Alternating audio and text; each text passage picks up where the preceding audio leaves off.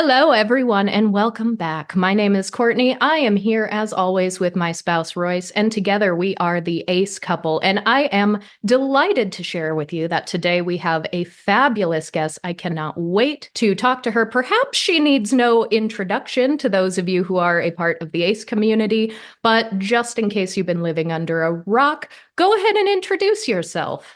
Hey everybody, I'm Yasmin Benoit. Very happy to be here. I'm a model, aromantic, asexual activist, writer, speaker, researcher, consultant, all the things. And we're going to get into a lot of them today, I'm sure. And I am so excited to do exactly that because remind me, how long have you considered yourself an asexual activist? You've had a lot of projects over the years, for sure. I feel like I started focusing on it properly in 2019, I'd say. I don't know how many years that is. And yeah, factor in pandemic years, it 5 years? It's been 5 years.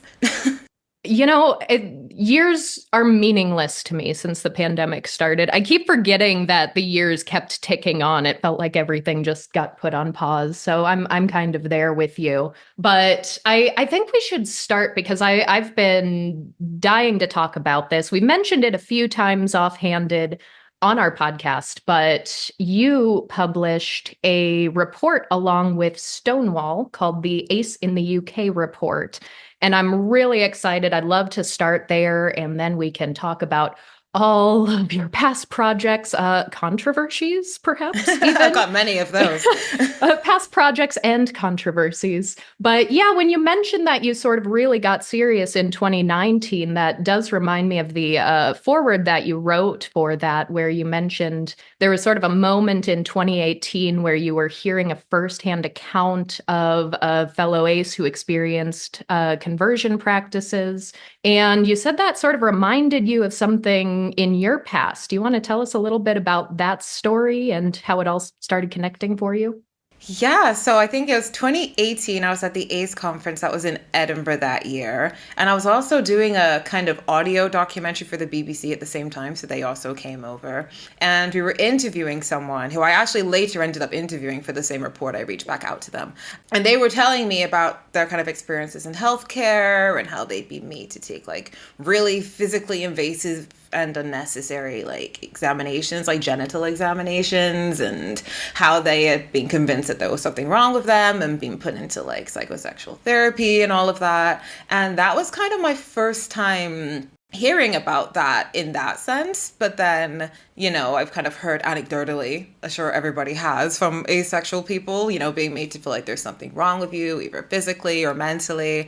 And it kind of made me think back to a time when I was in uni, and at that time, when would this have been? 2016, I think, when I was going through a lot of exam stress, and I went to like the school counselor to work on my neurotic perfectionism. And they were kind of asking me questions about like who I am, and asked me about my sexuality, and I was like, oh, well, I'm asexual, but came here to talk about the exam stuff. And they were like, oh, but surely isn't that what you really wanted to work on, like overcoming that issue? And I was like, no, it wasn't an issue. Really just want to focus on the exam stress.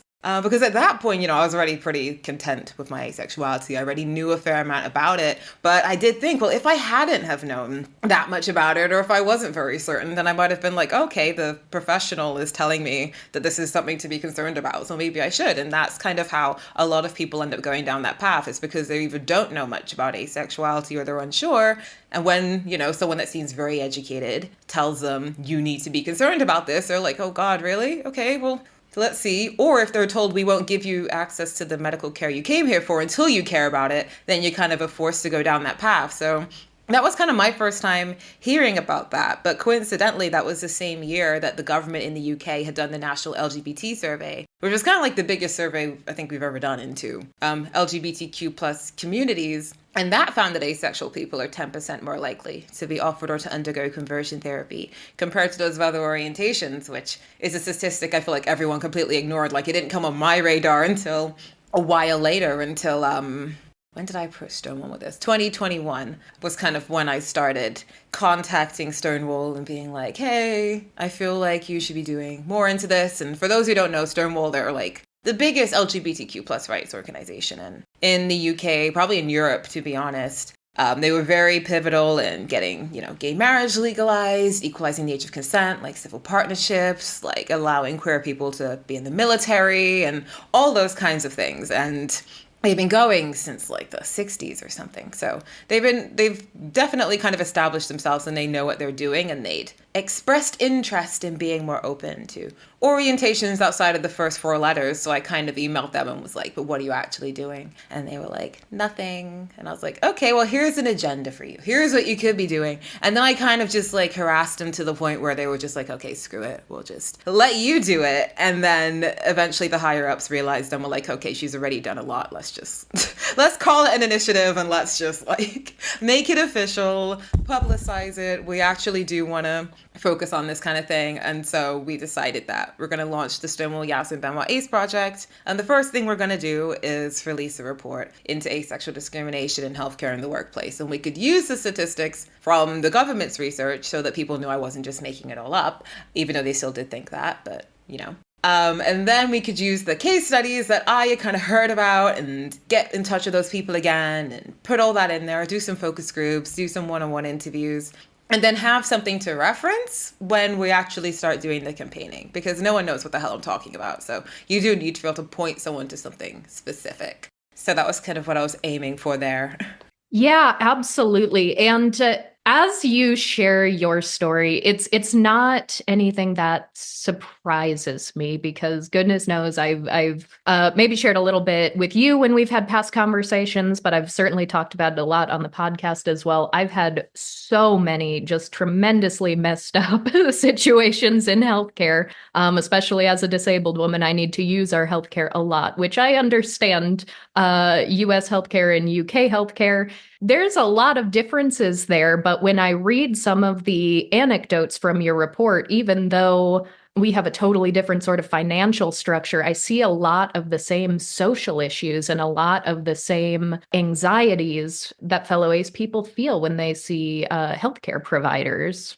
Yeah, healthcare infrastructure and providers vary worldwide, or sometimes even state to state here, but institutionalized bigotry is universal. Yes, absolutely. And the I just can't get over that you were in uni and you were like, I have stress. I have very normal, natural stress from exams. And they're like, but let's examine your asexuality. I'm sure under, a psychologist, a healthcare provider, some kind of counselor, they think there is something medically significant, that it's all connected there. But it baffles me that they never seem to understand that that is not even a full step. It is a half step away from like, oh, you're stressed, you just need to get laid. It's completely unconnected. So it was quite strange, but it definitely stuck out to me. And I feel like it's very much, symptomatic of a wider issue. But I mean, even though you're in the US and our healthcare systems are very different, the medical manuals that are used are pretty much the same. Like we use the ICD mainly, you use the DSM, they're pretty much exactly the same. They both have language in that whether or not it explicitly says the word asexual, it basically defines asexuality, or it can be interpreted that way under the right circumstances. Yeah, the idea if you're not experiencing sexual desire towards someone enough, then that's a medical diagnosable sexual dysfunction is in both of them. Actually, the DSM's done a little bit more work to tweak that than ours has. But yeah, so I feel like it's definitely an international issue. I'm sure it's something that's happening beyond the UK and the US as well. I just don't know as much about medical systems in other countries to kind of start doing that. But yeah, it's definitely something very widespread. And I know that in combating it here, it's involved a lot of work with the NHS and the Royal Colleges, who are kind of in control of like psychiatric stuff. That's kind of on my to-do list. And obviously speaking to the government and stuff about it. Now that we have something to reference, it's kind of allowed them to take it a bit more seriously. And that's what I want to really get into and get some more detail about as well, because and for those listeners, in our show notes, I'm going to link not only this report, but any other reports we talk about, so you can review them for yourself. But what I really like about this report is it has the anecdotes, it has some statistics, but then there are very clear policy proposals. And I think that is a key step that we see very infrequently in asexual activism. And I think it's incredibly important because in my experience talking about the medicalization, pathologization, and conversion therapy for ACE people. These are things I have been speaking about a lot longer than people have been paying attention. And it was very difficult for a period of time to even get other ACE people to listen to these concerns, because there was very much a period of time where everyone was like, no, the doctors already medicalize us so much that we don't want to hear about disabled ACEs. We don't want to hear about mentally ill ACEs. We don't want we just like, get out of here. You're going to be sort of a block in the road for us getting these rights. So it was very hard to even talk to people who have our own orientation about this, let alone people who hardly know about asexuality, trying to explain our issues. But that's all social understanding, right? So to me, the really important key things we need is policy. We need legislation. We need legal protections.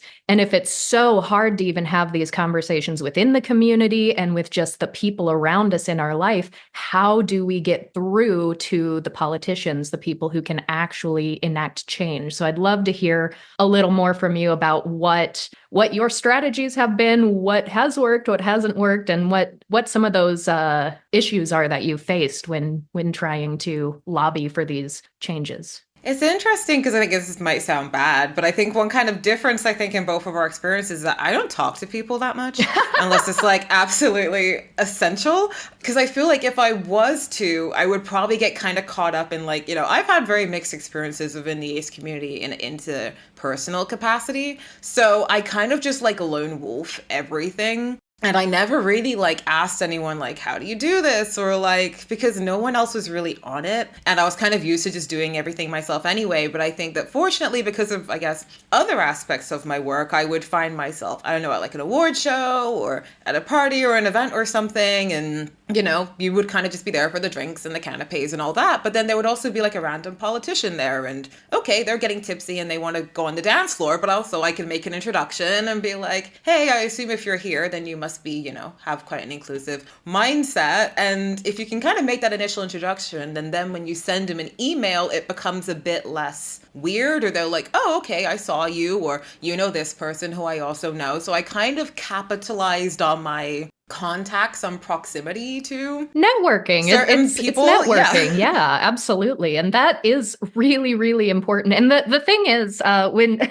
I know we've talked about this a bit before, where you're like, I don't really talk to as many people as you seem to, which is very understandable. There have been periods of times throughout my life and career where I'm like, you know what, I'm done talking with people for a while, but then I stop for a couple years and then I always crawl back out of my hole because I apparently just can't help myself.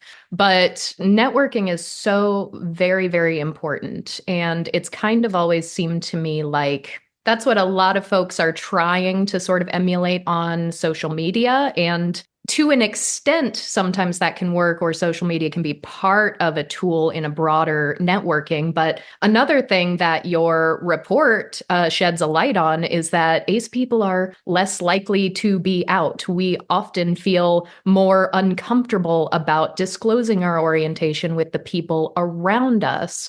And so I feel like so many folks in our community just have never had the opportunity or the comfort level to do that sort of networking in their real life communities and their real life careers. And I think that is also probably a tremendous hindrance to getting real world change enacted. Yeah, I think that people, don't get me wrong, social media is very useful, but I think that having a kind of in-person presence, it kind of makes a difference. Like often when I speak to people and they're like, oh, I don't know any asexual people. Like, it's weird how I haven't come across any. I'm thinking you have. You have. They didn't tell you. But then I can't even blame you for not knowing that. Because, if no one wants to say anything. And I've had that issue, I think, back in the day when I did try to, I guess, be more involved or get other people. Like, it was actually a struggle getting asexual people to do things that are a little outside of the box, especially if it involved putting their names and their faces out there. People really didn't want to do it. So I do think that that kind of does become, I'm not blaming people for that, but it does become a bit of a hindrance, because I think that having a physical presence in different spaces kind of, it makes people feel more likely to come out, the people that are there but they're silent, or the people that wouldn't have even thought to go there. And then also I think that for the queer community in general, you kind of need to kind of have that before people start thinking about it. So I've just been lucky that I've been in a position where I'm like, okay, I guess I don't really feel like I have anything to lose. Like, I'll just do it. But I appreciate that not everybody even ends up in proximity to those kind of people in the first place. Yeah, absolutely. And with your career as a model, and obviously everyone's workplace experience is not going to look exactly like yours with these events, award shows, and whatnot. But the statistics in the report are very startling. It's very obvious that ace people are not comfortable to come out in the workplace. And what are some sort of thoughts or understandings you developed through doing this research about our comfortability when it comes to being out? Yeah, I mean, it's definitely a little ironic. I was doing the research thinking I've never had a full-time job in my life, and I'm sitting here like researching, like asking people about their like work experiences and stuff. It's like I can't personally vouch for these kind of things, but I've been to a lot of workplaces, I've spoken in a lot of them. I feel like I've kind of peeked behind the curtain of, name and industry. I've probably been there or know people there. And I see that, all the great progress that's happening for people of different orientations, and all the workplace inclusion policies and all the work that they're doing for that. And asexuality is definitely just being kind of left by the wayside. We're not explicitly mentioned in any policies. Most employers don't even know what acephobia looks like. They can't define asexuality. And whenever I've kind of done things in workplaces, I'll often have like either people will kind of anonymously, like in the kind of Q&A section afterwards, or even during, will be like, hey, as an asexual person who works here, and everyone's like, oh, we have one. How long? Who knew? I was like, it's like they've been here the whole time, but it's like until you've done something that's made them think, oh, okay, I guess it is okay to come out here, they're not gonna do that. Because, we are more likely statistically to be in the closet, but also to experience negative reactions when we do try to come out, because people have absolutely no etiquette when it comes to asexuality, and they don't know what not to say in the way that you're literally taught. Do not say this to a gay person. Do not say this to a trans person at work. But for asexual people, they have no idea.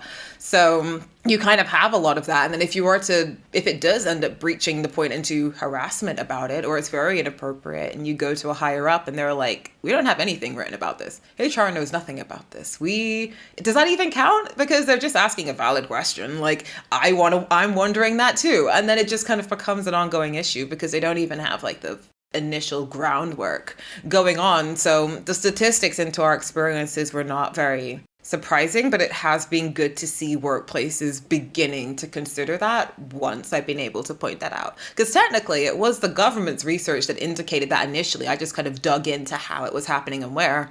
But people had just not noticed the government's research into it at all. Like no one, I think, read that in depth, or no one paid attention or like cared that it said that, because this work could have been started in 2018, but no one really thought to do it.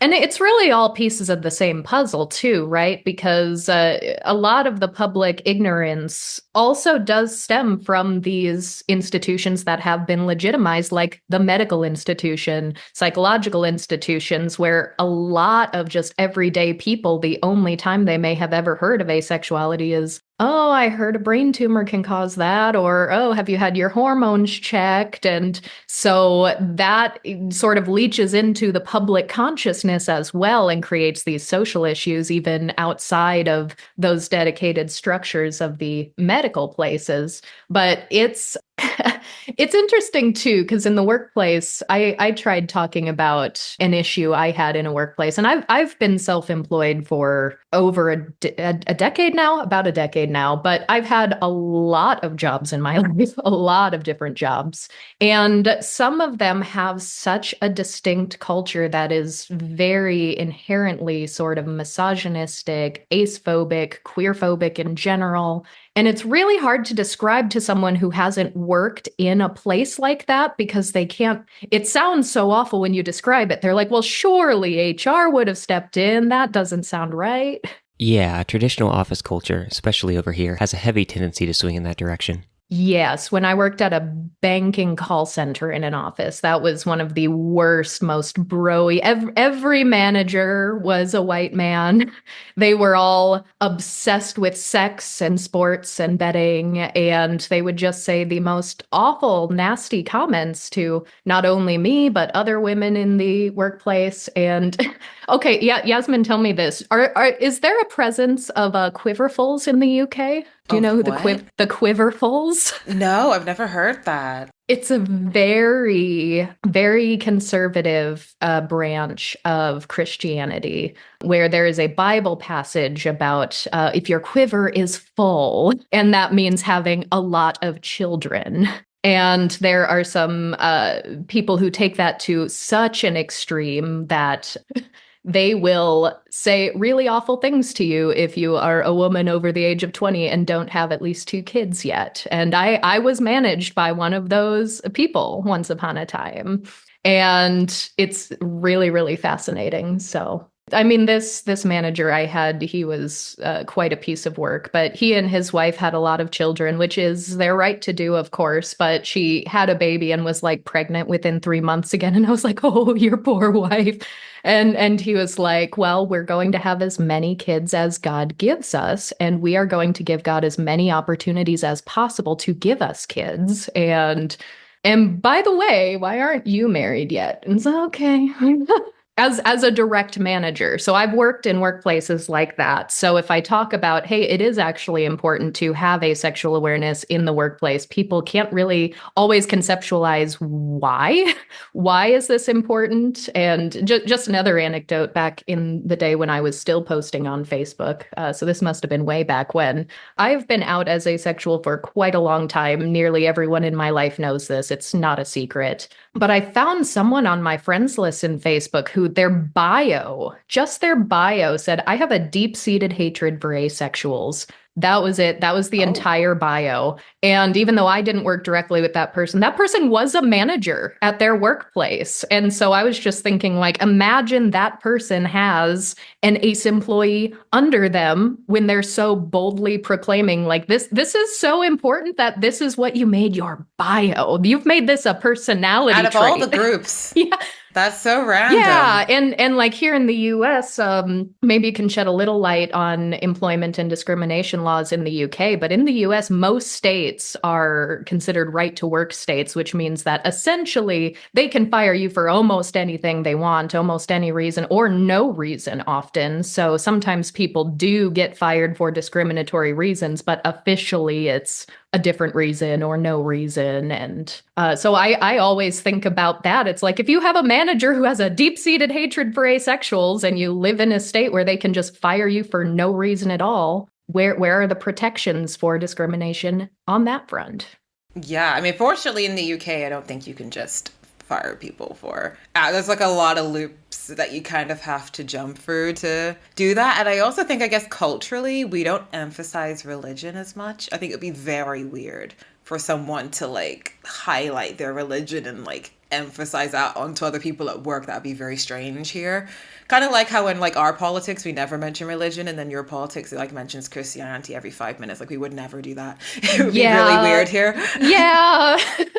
Which is really funny too, because sometimes, I mean, the grace and the curse that is social media, you can get out to a lot more people, you can explain, you can have a wider audience in some ways, but sometimes the bit of context is missing. So even when I've spoken about some things like how our workplaces operate or how our medical system operates, because, you know, needing to take unnecessary pregnancy tests is something I've spoken about a lot. And some people have gotten very, very angry at me for talking about that. And I'm like, why in the US? I have to pay for that. If they want me to take Oh. a pregnancy test, if my insurance at the time doesn't cover that, and they're making me take a dozen of them a year because I need these x-rays, I need these different tests, and they're going to pregnancy test me every time because also the hospital is owned by a church.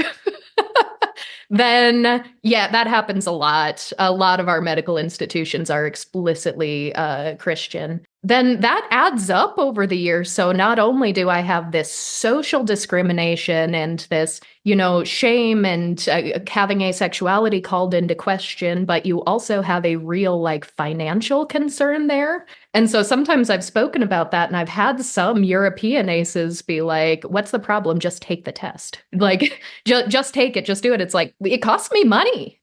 It's such a bizarre idea from a European perspective. Like people, like I've never thought of that. Like I'm sure people just don't even think of it. Like it's such a strange, like specifically American thing.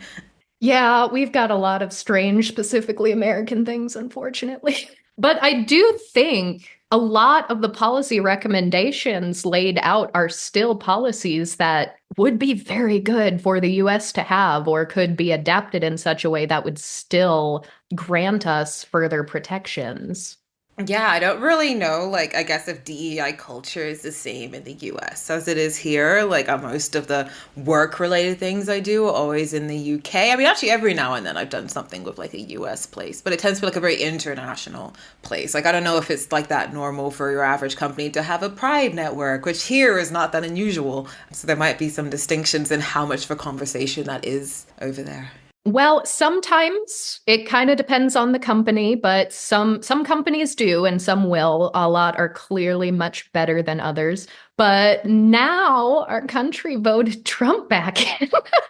Which, by the way, I felt so bad. You texted me like the day of or the day before the election, and then I just went underground into a hole of depression for weeks. And I was like, oh shit, I need to text Yasmin. But that's okay. I was sitting at home watching at like 5 a.m. being like, yeah, this is going well. And then being like, oh, damn, okay. No, it's never going well. But what we've done, we've gone extensively through the organizations, the very right-wing Christian conservative organizations who are very successful at enacting policy and are in Trump's pocket. They are saying that like day one, they're going to make executive order. They are just removing the words DEI, diversity, equity, inclusion, any mention of race, any mention of like gender equality. They want to flat remove all of those words from every branch of government and make sure that no company that has any DEI programs is going to be able to ever access any government money. And it's probably going to change and get a lot worse before it gets a lot better over here. That's a shame. I feel like, I mean, I'm definitely, ever since New York, I've been looking to do more work in the US. I probably will have something in 2025 that leads for me to come over is kind of like in the talks, but I imagine it'll be a very slightly different vibe to like, a year ago. Yeah, we'll chat more in the meantime. We'll get you on the same page with everything going on here because we watch it very carefully and we speak about these things a lot. But that actually brings up another point. Your first trip to the US was a very exciting reason. Tell us about that.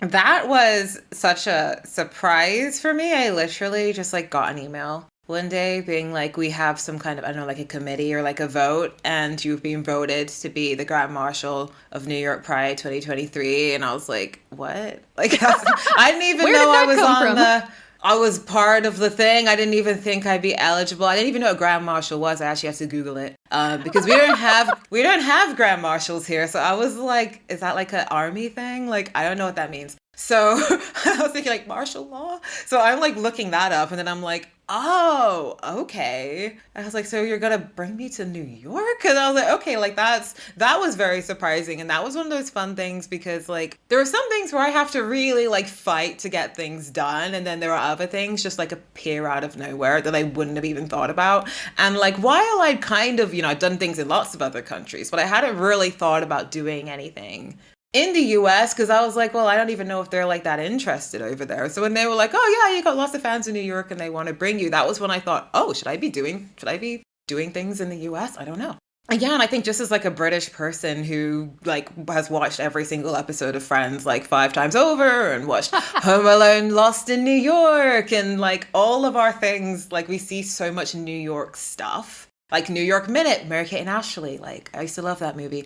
So I was just like, oh my gosh, like, I'm so excited to first actually go to America and also to go to New York. Like, that's like stepping into a TV show. So that in itself was just like a total surreal dream. And it was like exactly as I thought it would be. It met up to all the expectations, like the yellow taxis, the metro was actually better than I thought it would be. I'd heard horror stories and I was like, this is kind of nice here. Like, I'm not against it. It seemed kind of nice. Quite easy to use compared to like London. So I was pleasantly surprised. And like the people were friendly. I thought they wouldn't be. They were That is actually the very stereotype that they wouldn't be. So I thought that was cool. And then on the actual day, I mean, I was mainly just left to my own devices, to be honest. So I kind of just did a bunch of solo touristy things. Like I did the Friends experience. like ran to like Rockefeller, World Trade Center, like just trying to see all the things. But then I did Youth Pride, and that was in, where was that? Williamsburg or like Brooklyn, I think. Kind of more like Brooklyn, but by the Williamsburg Bridge. And that was kind of like the first actual event I did there. And I don't know, did you ever watch America's Next Top Model? Do you remember Isis, the trans girl from there? Yes. She was hosting it. And I was saying to her, I was like, I used to like watch you when I was a Really? kid. Which I'm sure she was probably thinking, well, that just aged me. No, that is a bit of a flashback. It has been so long since I've even thought I of feel that like everything that you show. hear about it now is like, let's reflect over how chaotic that show was. And it was in hindsight. Yes. Yeah, so that was kind of like my first little like, oh, this is surreal. Like, he used to watch you on TV, and now you're like introducing me onto the stage to talk to these kids. And we got to like the waiting room was in an RV, and I was like, oh my God, an RV. This is so American. I've never seen one of these in like real life. And everyone. Oh, that's funny. See, because here in our Kansas suburb, like occasionally you'll just see an RV parked in someone's driveway as they're getting ready to go out on a road trip. So We don't have they are those. all over the place here. It's funny though. I'm glad that New York met your expectations, because sometimes expectations are so high that it gets a little disappointing, but it's all what you're used to, right? I mean, my first time in New York, I did all the same thing, do the touristy things, you kind of have to. But now I've been to New York so many times for both leisure and work that I've seen all the touristy things. I've seen the better sort of hidden underground things, but I can absolutely relate to that, because the very first time I ever was in the UK, I felt like that. I was like, oh, look at this place, this romantic mythical place. I'm finally here. But I had such a small window of time to actually see London years ago when I first went. So I was happy to come back over the summer. But when you said like, oh, it was easier than London, yeah, when I was there over the summer, I was like, do I hate London?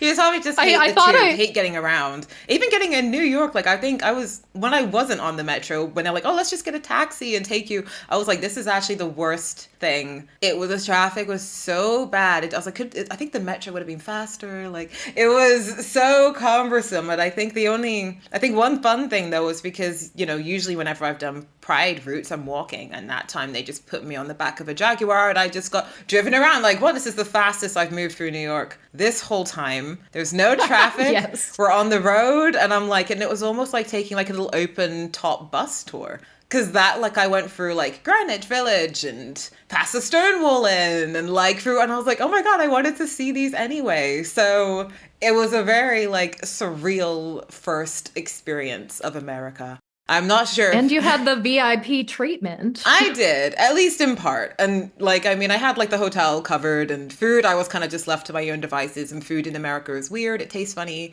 It costs more. I didn't understand it. I think that was one downside, is that I didn't have anyone with me. So I was very much just like working everything out. Like, I think there was a point where I actually bribed somebody with VIP Christina Aguilera tickets to show me how to get to Brooklyn. So I was like, you can come with me if you'll escort me to Brooklyn. So you want to watch Christina Aguilera? Like, come on. So yeah, it was a bit confusing in that sense, but yeah, it was fun. I was staying in Times Square as well, which is like probably a very chaotic place to stay. As soon as I left the hotel, I was like, what's going on? Yeah. But it was very cool. Like I felt like I It's funny because my family came from the Caribbean to like the UK generations ago. They had a choice between Reading, England, or New York City. Those were their choices. I don't know why they chose Reading, but I always felt like in a parallel universe, there's a Yasmin with like a really English accent that was born and raised in Brooklyn, and that's like Stewie from Family Guy. That's my theory. So when I got there, I was like, this feels weirdly familiar. I can find my way around easily. I'm gonna amp up the British accent so people go, "Oh my God, are you from England?" Like I just wanted to have that moment for once in my life. Yeah, that is funny because you don't sound nearly as British as you are, in fact. Because I watched too much Rugrats as a kid. That's really funny. But you know, when I was there, I was trying to sound like Emma Watson. I was like, I want people to ask me if I'm English so badly. They need to know. They need to know I'm not from here.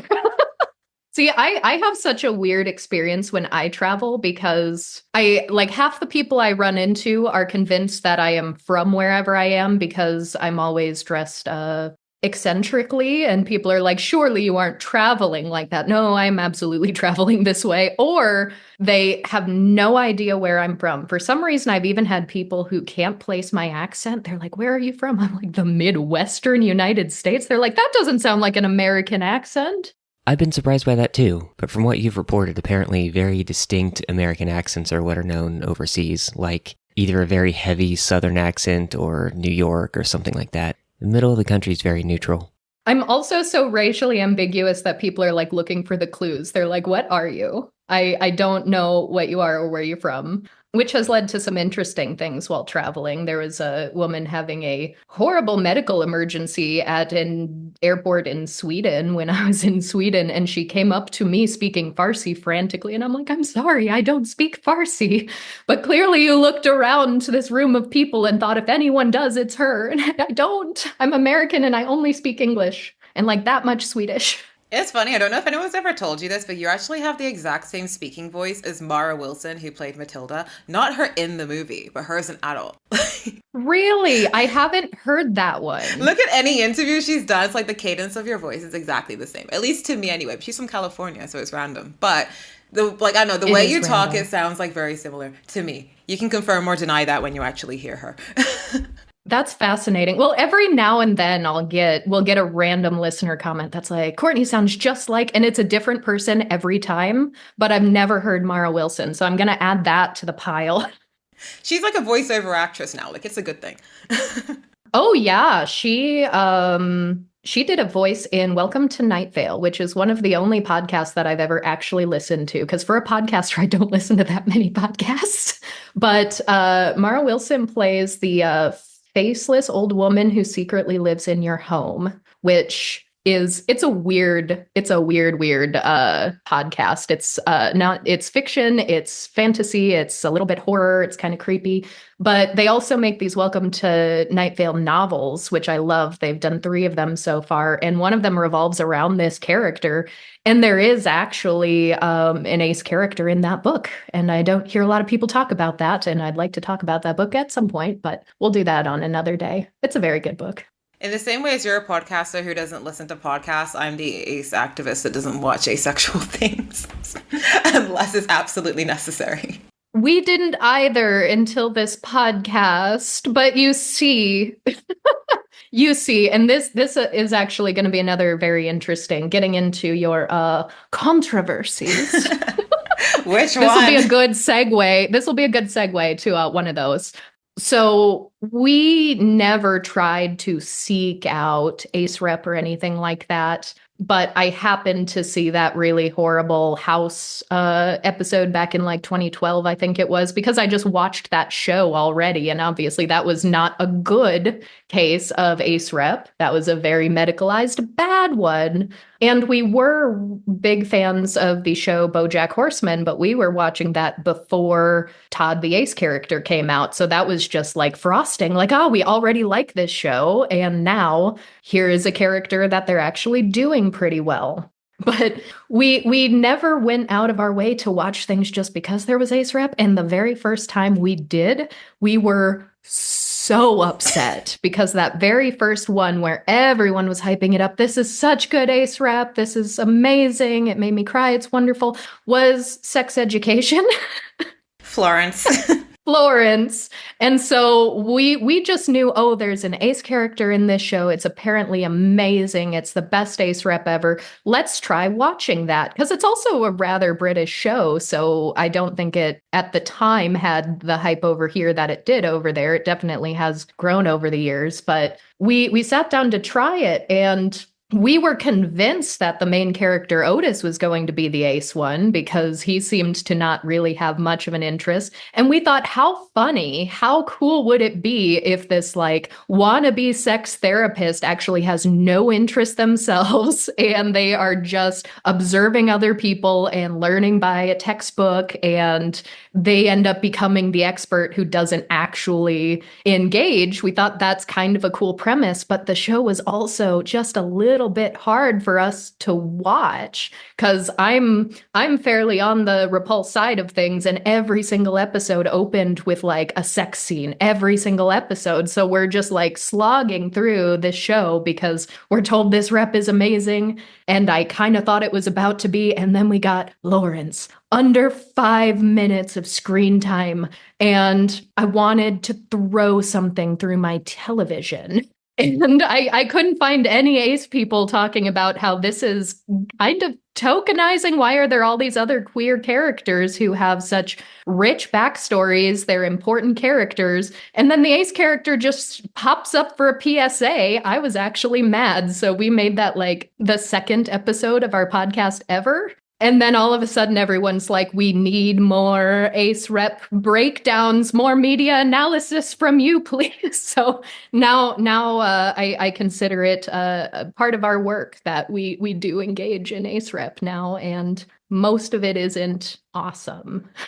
Yeah, we do get specific emails, DMs, comments, and the like. Hey, there's this show. Have you heard of it? And that sparks an investigation. Sometimes it's something we haven't heard of, and sometimes they're good, and other times it's something we've already watched and have recorded an episode about. Well, I was so afraid to be so controversial as to say that Florence was actually bad Ace rep, because I have been absolutely mauled by the community for a lot more important things, like talking about disability and talking about my situations in medical contexts. And so to see this widely beloved on the internet, or at least a very niche corner of the internet character, and to go so publicly and be like, no, actually not very good. I thought that might have been our last episode we ever did. I was like, if everyone hates us this much after this, then we're just going to call it wraps and just quietly go away. But it turns out there were so many other people who felt exactly the way we did. And they just felt like they couldn't say that because they were like, it's crumbs, but it's still something, and we don't get a lot. And then I felt so controversial again when the final season came out, and we got to do another episode on the second Ace character, which we actually liked a little more than the broader Ace community, it seemed. So I'm sure you can tell us a little more about well, that. I mean, I always have to preface, like, I don't even have Netflix. I feel bad. I don't have any streaming service. I don't watch that much TV. I literally just watch like Friends and Only Fools and Horses and like the news. And so I feel bad that you actually had to slog your way through so many episodes hoping for like something, and then you got like 5 minutes. I literally just watched the scene on YouTube. I didn't like watch everything. I had not properly watched Sex Education before I got involved, but I didn't need to. But it's funny. So like in the season before, the one that O was in, the one I was consulting on, they at Netflix contacted me and they were like, hey, we're doing like this YouTube kind of thing about sex education, and we're doing one on like fashion and sex education. So we want you, Bimini Von Boulash from Drag Race. Oh God, what's her name? Mimi Keen, who plays Hot Mean Girl. What's her name? What's her name? The one who ends up with Otis for a bit, and then oh my God, I've completely blanked on her name. Oh, I'm so bad with names, but I'm aware of who you're talking about now. Ruby, I think it's Ruby. Yes. who plays Ruby. Yeah, and Jordan Dunn, who's a model, we were supposed to be doing a thing on YouTube together, and we were literally at the hotel where we were shooting it. It was just past COVID, so me and Bimini were in a room, and I guess Mimi and Jordan were in another one, and we were literally about to go on set, and then the cameraman coughed or something, and they were like, "Oh my God, we think he has COVID. Everybody get out of here right now." No. And so the chauffeur had to take me all the way back to Reading, and because Bimini was about to go on the Drag Race tour, and like we didn't ever end up rescheduling, and I was like, damn it, I had a moment to work with Netflix, and it never came up again. But it was funny because asexuality wasn't in the season anyway, so I was like, funny choice for this one. So then when the next year, when they were like, hey, Yasmin, and I was like, finally, we can do something again. And I was like, what did you want me for? And they were like, oh, well, now we have a character. We want to talk to you about it. And yeah, like the original, like they kind of had like a skeleton, I would say. Like, these are the beats it needs to hit in the season. This is kind of like the vague idea that we have. And the vague idea, I guess it sounded quite a lot like me. Like, I kind of get why they were like, okay, we want someone, she's like, does a lot on social media, and she's got like a really sex positive approach, and she's going to be like the therapist, and she's kind of going to be butting heads of Otis throughout the season, and we want her to be a woman of color. We haven't picked what color yet, but she's going to be one of them. And so, yeah, so they were like, we kind of just want you to consult on it. And I was like, sure, like, I've never done anything like that for a TV show like that. But I was like, sure, like, I would love to. But yeah, the idea changed quite a bit. Like, initially, her name was actually, and I could say the NDA wasn't for any of this, so I can say it now. But yeah, like, her name was O because it was supposed to stand for the Oracle. She was supposed to be mystical. And which is a silly idea. I don't know why they wanted to do that. Like, I don't feel like it would have made any sense. I'm like, this isn't Buffy the Vampire Slayer. Why is there going to be an oracle with this like supernatural knowledge of sexuality? And then when they casted the actress and they were like, oh, we can't have a mystical Asian, it would be oh no. They were like, we can't have the oracle, you know, being so that idea went out the window. I was like, thank God. And yeah, so then eventually O became for Owen, Sarah Owen. And the mystical stuff kind of went out the window, so that was great. But yeah, I mean, from like because, you know, like we didn't have a full script, but we had like, I guess, kind of like scene ideas that we were like going over, and it sounded really good to me. I think there were definitely times where I was like, is this a scene straight out of Mean Girls? Are we going to say like I was personally victimized by Regina George? Was kind of how parts of it sounded. It was a bit tonally confusing, but I was literally only dealing with O's storyline. So that's why when some people afterwards were like, well, you didn't even watch the season. It's like, I didn't need to. I don't need to watch the series. It's literally just her part. I had no idea about anything else happening in that season, which is why in parts I was like, okay, like, what is this about an elevator? Like a thing that keeps breaking down? Like, what is this school? I can't quite picture it. Like, there were some things that were a bit confusing that made sense when I actually saw it all together. But yeah, I mean, I thought the initial idea was really good. And then when it came to it actually coming out, the actors' strike was happening in America, and lots of British actors, even though they're not with SAG, it's not a thing here, were kind of worried, oh, what if you want to do something in America? Like, well, then maybe we can't promote the season. Well, so then it was kind of like, well, it's the only other public person that's attached to it who's not, you know. So I was like, okay, well, then I'll just talk about it. But then they didn't actually let me see it before I started talking about it. I did ask them, like, can I see the episodes? Because when I did the thing for the season prior, they did contractually obligate me to watch 4 of the episodes before we did the YouTube thing. So I kind of thought they would let me, but they didn't.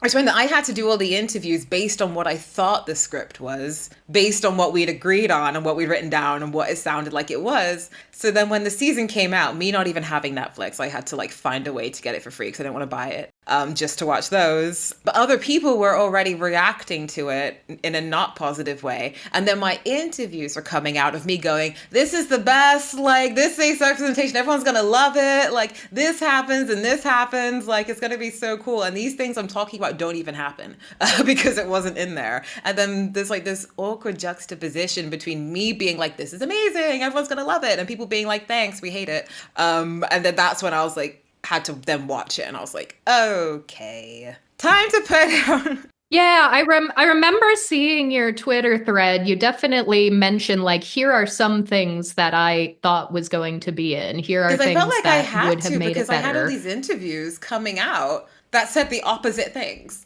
And it's like, this doesn't even make sense anymore. And I still had other interviews scheduled in.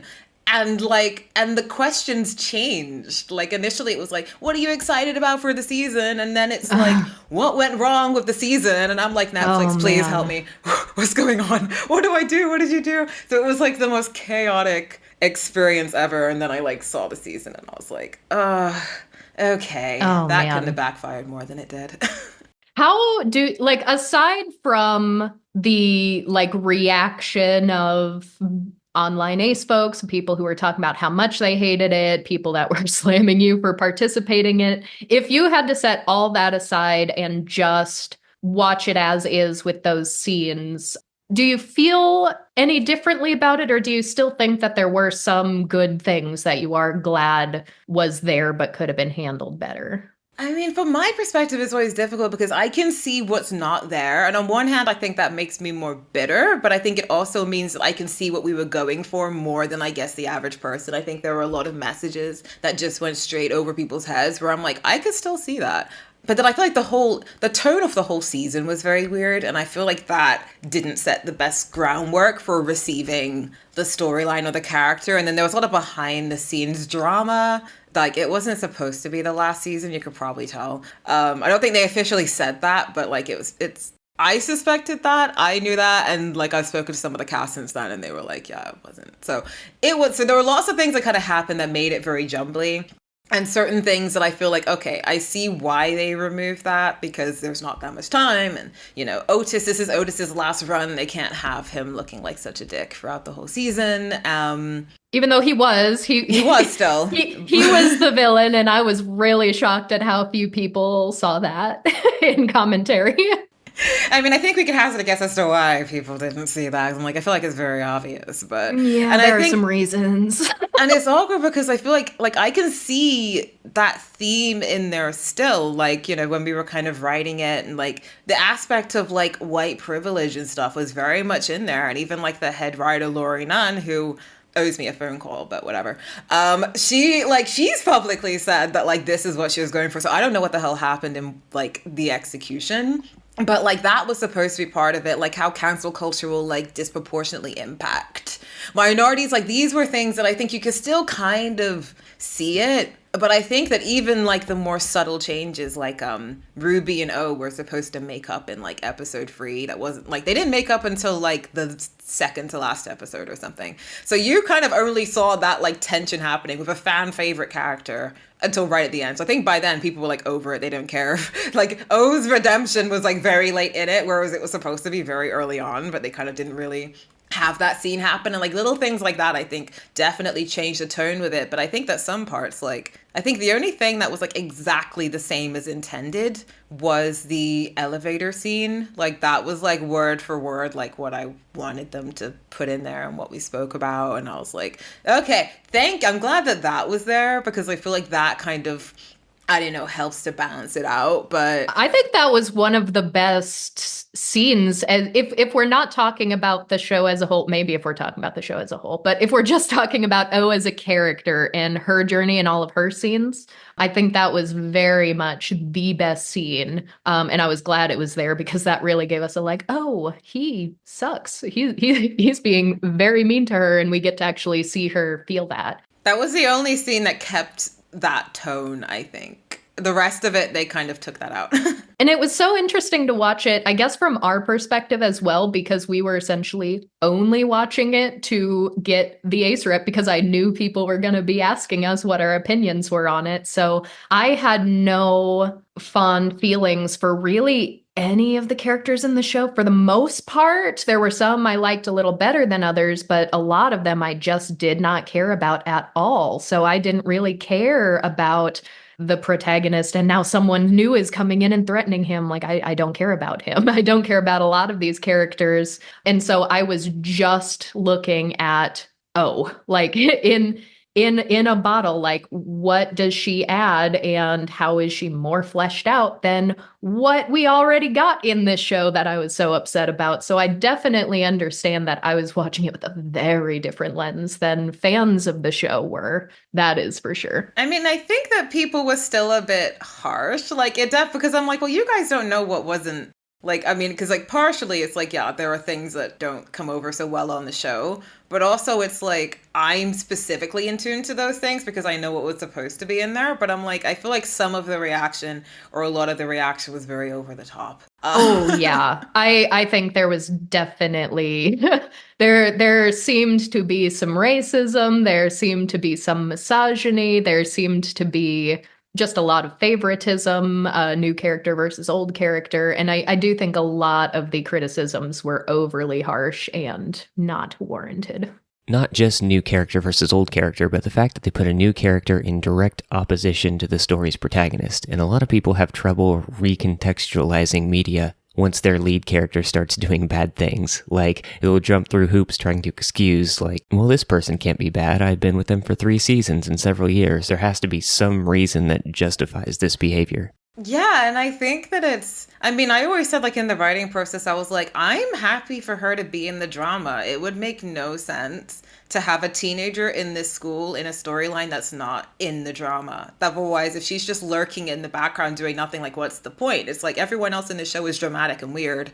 She should also have time. Everyone is messy. Everyone is dramatic. Everyone has done shitty things. So what I find interesting is who does the audience forgive despite all of that, and who doesn't the audience forgive despite all that? So that was very much the lens I was looking at that through. And it kind of ended up becoming like almost, I don't know, it almost kind of became a bit more real than it was like supposed to be. It's like all the kind of things we were trying to tackle ended up happening, but kind of from like the audience's perspective. Like, okay, you've got the white guy comes into the school, tries to pretty much take her job, and people are more mad at her. That was supposed to be that was what was supposed to happen, but it was supposed to be in like a see that that's wrong. But then people were like, no, we are mad, actually. We are mad. And it's like, oh, well, yeah, that was the message. But the audience wasn't actually supposed to do the bad thing. We were supposed to learn not to do the bad thing. But then people actually just did the bad thing. So it's like, it almost became like a bit of a self-fulfilling prophecy in a weird way. And then I feel like that kind of then ended up, because, you know, when we were working on it, I was like, this is so me. This is so like my experience. Like, I really relate to this. And then in the backlash and the aftermath, I was like, yep, that's me too. That's also very much symptomatic of, I guess, how I should have expected it would go. Which that's what was really fascinating too, because I saw the parallels of that character and you as a real human, and other aces who are real humans who have gotten similar treatment. I've seen, and it's like, it makes me want to care even more for this fictional character, because I'm like, that happens in real life. I've seen it happen in real life. It was so strange. It was actually, like, after that, I was like, I'm probably never going to be allowed to consult on anything ever again. That was like the worst introduction to consulting. Because then when I did those tweets, like, I had newspapers printing, consultant slams Nev. I was like, I didn't slam. I just said this is why my interviews don't match. Gotta go with the reality. clickbait title. And then if you actually read the article, it's a very level quote that is not angry, it's not accusatory. And I totally, it's interesting to give the audience a little peek behind the curtain at those interviews that come out around press with a big TV show like this, or events in general, because we've actually had exactly the same thing. Royce and I have been asked to give quotes for articles for things that we haven't watched, things we haven't participated in. And sometimes I'll turn those down if I really don't feel like I can comment on it. Sometimes I'll say, all right, I will give quotes, but I am going to be so careful to make this so broad and try to steer it back to real world parallels that no matter how you use it, no matter where in the article you say this, I'm not going to give you any leeway to try to manipulate the context here, because that's very often what happens too. They'll collect quotes from you and you don't really know necessarily how they're going to be used. And media is a mess. I mean, for me, it's like, hey, my quotes were accurate. The show wasn't. So yeah, exactly. Everything I said is true, or it would have been true if it had been in the show. But now I'm talking about things that didn't happen and it's confusing. So I have to do a tweet saying, okay, this is why this doesn't make sense. I didn't see it before I had to do the interview. And I didn't expect the tweet to then end up becoming that much of a thing, or I would have like spell checked it more. Oh, that's the worst too. When people use tweets in articles, that's just, it was a casual tweet. It's not perfect. It wasn't workshopped. Yeah, oh my God, that was like the most stressful experience ever. But hey, I still like O. I feel like there should be justice for O. I think people were harsh and they're still harsh to this day. And there's a whole fandom aspect of it that I kind of underestimated because I'm Ooh. not in any fandoms and I didn't watch the show like that. And I kind of wasn't prepared for like the vitriol from the fandom. As the Fandom only is scary. I think most of our experiences with fandom have been neutral at best, negative most often. We haven't gotten too many direct comments, I feel like, but we get some. Oh, Rose, we've been mauled by the interview with the vampire fandom on a few occasions. Oh, yeah, that happened outside of our spaces, though. Were you quoted somewhere? Or I guess the blog equivalent of subtweeted, mentioned anonymously in a way that could have only been us? Yeah, that happens a lot. People really, really hate when I remind them that Anne Rice's vampires canonically do not have sex in the books. That is a cardinal sin to say in some areas of the fandom. I mean, I never really got how vampires are supposed to have boners anyway. That was always something I wondered from like teenage years. I was like, you don't have a blood flow. I don't get it. Anne Rice decided in the 70s that they don't. I thought the same thing about Twilight. I was like, don't you have like no blood flow? Like, I don't get it. And now you're having a baby? How? I mean, I know we have to suspend disbelief, but I'm like, I don't understand. I've never understood that, but No. again, I don't really watch anything, so. Which is interesting that you say that too, because we also watch very little TV and movies. I read a lot more books. Sometimes we read books together. We play games. We have too many hobbies. We have so many hobbies, and watching things is usually not one of them. So since starting the podcast, I would say most of the things we watch are for the podcast. Because it's like, oh, okay, well, there's another Ace character. People want us to talk about it. Let's go see. Yeah, I have to just be honest. I think even when they were like, oh, will you do a quote about Heartstopper? Like, I'll do a general quote about TV, but I haven't watched. I've told the cast this, I haven't actually watched the show properly. And it's like, no shade, I just don't, when I don't have Netflix and I just don't have the psychological capacity to watch TV shows that much. It's honestly understandable. So there's no shame in that. But I mean, the situation with O and the backlash being less than warranted was certainly not the first only, nor will it be the last, I guess. We've said the word controversy so many times. I'm reluctant to use it again.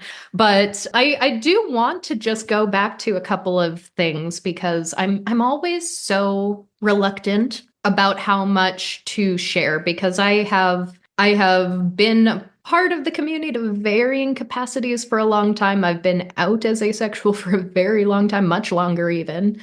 And I am just very observant. So I see the things that happen, and the internet tends to have a very, very short memory for things. And when we talk about, I mean, to bring it back to policy, I've tried to have some conversations with politicians here in the US who have sort of posed a question and say like, oh, what discriminations do Ace people face? What do I need to know about this? And I've tried to say, here's what we know. Here are studies we have. Here are statistics. Here are social anecdotes. And even providing those things, very difficult to get them to pay any real attention to it. And so sometimes I'll try to bring up more anecdotes, even something like maybe you're aware of this, but not all the details behind it. But I always try to tiptoe around it because I don't know what stories are always mine to tell. And so I want to maybe talk a little bit about the debacle with Rolling Stone a number of years ago, and your hashtag and a member of our community who was very unfortunately murdered very brutally and in a very public way. And we've hinted at this a couple of times, and with you being so close to it because of the hashtag and because of the fallout from the public reception, I think now might be a good time to talk about it, because I'll mention anecdotally without saying her name. And a couple of times we've actually had folks who did know her in real life reach out to her or reach out to us and say, like, I know exactly who you're talking about. It was her. I knew her. And I know there are some folks out there that do want this side of the story to be remembered. So what do you remember from that? I know we're sort of dredging up something a little bit old at this point. I mean, it's interesting because until you like, I had kind of like, I feel, as we've said, I've had a lot of controversies, I think, in my time. I feel like probably more so than most other people. And I think that was kind of one of the early ones, I think. And I kind of like blocked it out. Until something kind of comes up about it, I tend to block it out of all of them. But then when you kind of mentioned it when we were kind of emailing, I was like, oh yeah, like that just kind of brought a lot of it back. But that was, yeah, because the hashtag was literally one of the first things I did. And that must have been 2017, to be fair. So, and as I said, I don't feel like I really started the activism properly until like 2019. So this would have been late 2017. And yeah, and then, it kind of went viral on Twitter before I was even on Twitter. I wasn't on Twitter until 2019. Then there were like, kind of fan pages popping up about it, and people were making little merch about it. And it kind of took on a bit of a life of its own. And that was kind of one of my first things of being like, oh, I did a thing and people noticed. I didn't really expect it to. And then that was, that kind of started the beginning, I guess, of the activism journey. And I used to write a series on it where I spoke to lots of different asexual people on a website called Queer Fashion, and we could kind of articles like every month or so. And yeah, and then there was a page on Instagram, which is literally called This Is What Asexual Looks Like. And I didn't run the page. I didn't actually ask for the page to be made or anything, but I kind of, I'd message the person running it and be like, oh, thank you for starting this. And they're like, no, it's cool. So they kind of kept it up, and I would see all the posts and, and then one person popped up on there. I'd always like it. And then the story came out about Bianca Devons, and I was like, oh, like I was vaguely aware, it was kind of like a big story on the internet. She had lots of different hair colors and stuff. I didn't initially see it and think anything aside from, well, that's really sad. And then the page was like, oh, like, rest in peace to this person who literally only just, because I guess they have a bit of a backlog in the post. So I think by the time they posted it, it kind of ended up being somewhat near the time of the murder, even if it was actually submitted. If I recall, it was within days. It was they had Bianca's photo, hashtag This Is What Asexual Looks Like, a little bit of information about her. Yeah, because people would submit, yeah. And then it was, a matter of days. Then all of a sudden, we're going dark for a few days out of respect for the death of this member of our community who was just featured. And that was kind of when I was like, oh, that was kind of when I put it together. And then, so I was like, okay, this is tragic. And, I remember someone else who was shared on that page, right, interviewed for the series, died a few years ago. And I did the same thing, a rest in peace for that person. I do that for anybody who. So yeah, and I did that for her. I didn't really think too much of the ramifications of that. And then a while later, E.J. Dixon from Rolling Stone did an article about Bianca Devons and all of the fallout and all of the things. And there was a section on almost conspiracy theories and terrible things that people had said. And it was people said that she was a drug addict and had a little link to someone saying that. And people said this horrible thing and that horrible thing. And they even said that she was asexual. And then they linked to my post. And I was like, well, we're putting that in the same line as drug addict or all these kind of bad negative things that mean things. And if that I people recall too, and it said false. It had brackets false. With a link to my thing. And I was like, hold on. Yeah, it was debunking all these things. Is this thing true? Yes or no? Is this thing true? Some people are saying she's asexual. False. Well, she submitted herself to that page to be featured. She used the hashtag. She self-identified as asexual. And the fallout from that article saying false and being Rolling Stone, such a huge article. I just remember literally seeing people all over the place saying that asexuals are trying to exploit her death to push our agenda. And I even got a couple of smaller scale things. Back in the good old days of Facebook, I wasn't on Twitter at the time, but I had made a post about her as well, just a little RIP thing before the Rolling Stone article came out. And I was getting nasty DMs saying, stop pushing your agenda and how disrespectful is this to a dead girl. And I was just like, We have had major public instances of people saying aces are pushing our agenda. And yet there are some people who still don't see the parallels and the issues we face that are very similar, if not identical, to other areas of the queer community. Yeah, and I mean, and it was wild because I'm like, all I said was rest in peace. Like, and what annoyed me was then I was like, okay, well, they need to correct this. They can't print that and link it to me because then that then suggests that I randomly decided, oh, here's a dead girl. Let me make up a sexual orientation for her. And like, why would I do that? Like, I'm like, that's a really wild thing to suggest. And it's like, and as a journalist, it would take a very minimal Google search to work out where that came from or why I said that.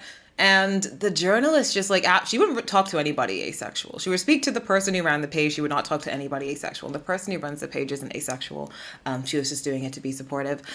And she like blocked me, kind of started blocking people. I mean, like the journalist blocked me and started blocking people that were trying to ask about it. And I'm like, you can't, if you, again, I love to have like a Will Smith moment, but it's like, keep my name out of your mouth. If you didn't want me to respond, no one asked you to quote me and put a whole picture like of my, like you didn't have to do that. Like, then you can't be surprised when I then send you an email like, why would you do that? Like, here's the evidence of what I said. Why would you say it was false about, checking?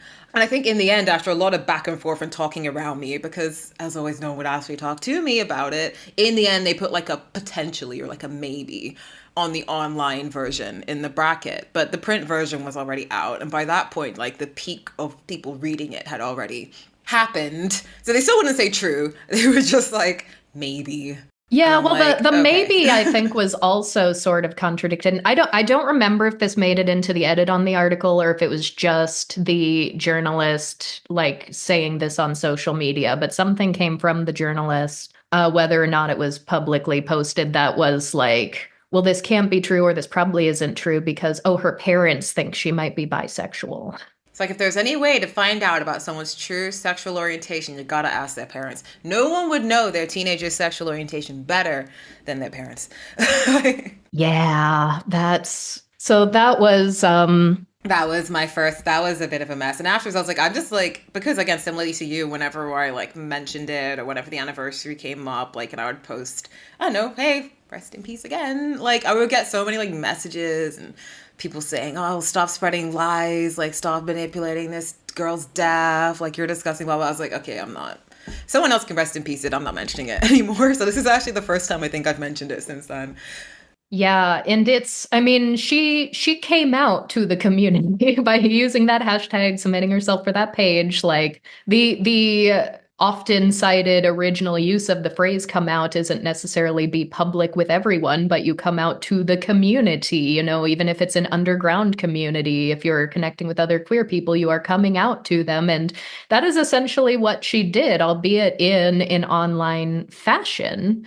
But we saw that, we recognized it, we knew her face and her name. And then very shortly thereafter, she got murdered in a very high profile case where pictures of her were going viral and it was disgusting. And anyone would already feel just absolutely heartbroken for this girl, let alone to see like, wow, she was a member of our community and had just come out to us. So of course we're going to take a moment to just acknowledge her and her identity and how she self-identified. And for that to be all we were doing, like very privately in our little circle, and all of a sudden for this to become like, how dare they? They're awful. They're pushing their agenda. Well, what agenda is that? Come on. It was so wild. And little did I know that was kind of just like the beginning of multiple, like, chaotic media experiences and things that would kind of take on a life of their own. But at that time, I was like, wow, I was like, okay, if I just like don't mention that anymore, then hopefully no one will attack me again. Didn't really work out like that, but. Here's a fun question for you. Do you have any favorite controversies? Ooh. What's your favorite one? Ooh, which was my favorite? I kind of like the Pride ones because it's kind of like an annual tradition at this point, the going viral for Pride. Yeah, I do like those because it's kind of like, I mean, it's definitely chaotic because that tends to last the longest in terms of like the aftermath. But also July tends to be a quieter period. So I have a bit more time for it for like the first week of July because our Pride tends to be at the end of June. But yeah, I feel like, I mean, part of me does get a bit of a kick out of some of the controversies because it feels very like rock and roll to me. It feels very like, I don't know, like 80s heavy metal to have people like clutching their pearls and going, think of the children. I can't believe she wore that. Like the scandal. I'm like, yeah, I kind of do like that. So yeah, I'm not against that. As ridiculous as it becomes, and it does get annoying after a while, I'm a pretty thick-skinned person, so I can kind of find the amusement in the controversy over my boobs or whatever, or the shortness of my skirt or the pattern of my tights or whatever it is. Which, yeah, I think it's so funny because obviously, like, your face and name are very well known. So, of course, that is, people are essentially going to use your image to create a spectacle with which to fuel their rage that asexuals exist and they're at Pride. But I just find it so funny because I actually, and this might be interesting to you because you don't talk to as many people as I do, but I have found there is, I think, a higher than average percentage of ace goths. Have you noticed this? I feel like I've definitely noticed, yeah, at least quirky dressers at the very least. Well, Also yes, alts. Also alts. there's a Venn Aces. diagram. There is like the quirky dressers and the goths, and that is very much a thing. And I've noticed it especially because I have had a gothic aesthetic for a very, very long time, and I've tried at various times to connect with goth communities, and it hasn't all been really bad. But when I go to a lot of just like in-person goth clubs, some of them in some cities, certain clubs are very, very sexual. And not all of them are, but some of them are so sexual that it feels like I don't even have a place there. So I haven't actually had a lot of goth friends. I was sort of the lone goth in a friend group for a really, really long time. And it wasn't until I was somewhat publicly known as an ace person that I started getting goth friends who were also ace. So right now my only goth friends are ace. And so I was like, wow, look at this little community of ace goths. So I know so many people who do dress dramatically, do dress with a darker aesthetic. I'm sure you get comments all the time about like, oh, BDSM. So I and like with me, I tend to go for sometimes very Victorian, sometimes I'm literally just in a Victorian gown. But when I'm not in a Victorian gown and I'm trying to go a little more modern, I do the very sort of Elvira, very Morticia. You were giving Elvira when we saw each other. That was like the first thing I thought. I was like, that dress is giving Elvira. Oh, that's right. Yes, I was wearing my dress with the big like cape sleeves, and I thought you were gonna say with the big cleavage. I was like, yeah, but the no, the big cape cleavage. sleeves also. My boobs are massive. We have dedicated an episode to to my boobs, and you know, as a teenager who was ace, that was a big problem for me. As a, I say this in all facetiousness, as an ace elder and as a goth elder, now I'm like, you know what? I have these boobs. I can fit these dresses with this massive cleavage. And honestly, it's a little more comfortable because I have space for them. If I don't have the open cleavage, then I'm so like constricted. I have to like squish them into my dress because my waist is so much smaller than my boobs or my hips are. So I'm like, you know what? This is comfortable. I look amazing. It's dramatic. I am just going for it and living. So there are actually a lot of aces like that, though. There are, and I think that, yeah, I mean, people, I guess, with the untrained eye can't really see what I'm trying to reference, and that, like, the fishnets are more of a goth thing, or that the leather is, like, for me, it's more of, like, a metal thing, that people kind of, or, like, the chokers, and, I know, spikes, and the big boots, and people kind of, you know, they kind of have their own associations, and I've said many times, but I guess being Black as well, people have very much are not seeing it. They're very, and the eye is even extra untrained on me, so they do not immediately assume, oh, that must be like a gothic thing or a heavy metal reference she's bringing out. So yeah, they just go straight to like BDSM. And then, but to be honest, like I have to say some of my style is inspired by like Rob Halford from Judas Priest, who is also very gay. And I'm pretty sure his style is also inspired by BDSM. So yeah, it's like, I don't know. I'm sure part of that is also just an unsophisticated fashion palette. They don't understand the references, but also when it's lumped in with pride, because very often these big discourses will be like a photo of you at Pride, and people will be like, not only should aces not be here, but look at this person who claims to be ace dressing in BDSM. It sort of gets that like bleed over from the discourse that also happens at the same time every year, which is like, does kink have a place at Pride? So I think the discourses kind of converge on you a little bit. They do. And what people forget is that Pride is in the peak of the British summer. It's so hot. Yeah. And like this year, I was thinking I should have worn less. I was so hot in my chaps. Like they were a choice. I could have just not worn those and I would have been a somewhat normal temperature. I think the year before when I wore less was actually more comfortable. Like it's so like most people I was with that day had to go home and get changed. That's how hot it was. So it's like, when people are like, oh, why don't you just wear jeans? Like it's hot. So hot. It's bikini weather. It's central London in the sun. It's like, what do you expect people to be wearing? Yeah, I feel that way about Pride. It is too hot. It is always too hot. It often hurts my body. I need to walk too much. I need to stand too much. Exactly. And I'm walking a whole exhausting parade route. I'm walking a whole parade route. And it's like, I need to be wearing something that isn't going to roast me as I walk through London. Absolutely.